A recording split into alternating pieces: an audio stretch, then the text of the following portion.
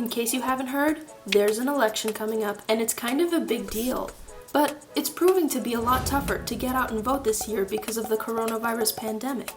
Absentee ballots are confusing, getting educated on the candidates is difficult and time-consuming, and you don't want to wait in line in a mask at the polls on a chilly November morning. It's understandable, but it's also critical that we make a plan to get our ballots in on time this election season. Youth voter turnout is too low. Only 43% of 18 to 29-year-olds voted in the 2016 election, whereas 71% of 60-plus-year-olds voted. Why do we, college students and young adults, fail to make our voices heard? 18-year-old Vidya Patel explains.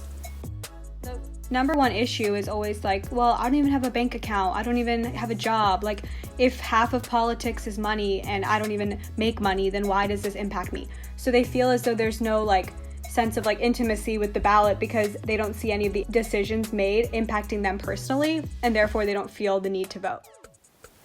Professor Mindy Romero, director of the Center for Inclusive Democracy, details how you and I can motivate and encourage our peers and friends to vote this November. Well, know that you're actually the most powerful tool. It's kind of like, take a buddy to work day, take a friend to the polls with you. Don't let your vote be one.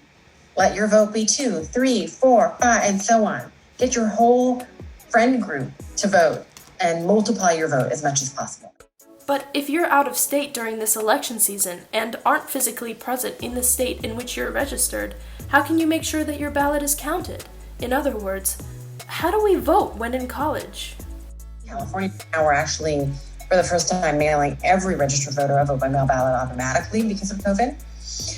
So know your state, whatever state you're in, know those rules. But yes, you would vote according to those rules. And if you're in California, students are definitely allowed to be able to mail that back to their home state. If you're eligible, make sure you are registered and make a plan to vote because registration deadlines are coming up and election day is less than a month away.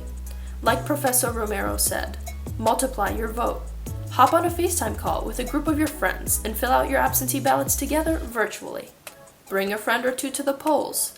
Make your voice heard, because the issues you vote on today will impact the rest of your life.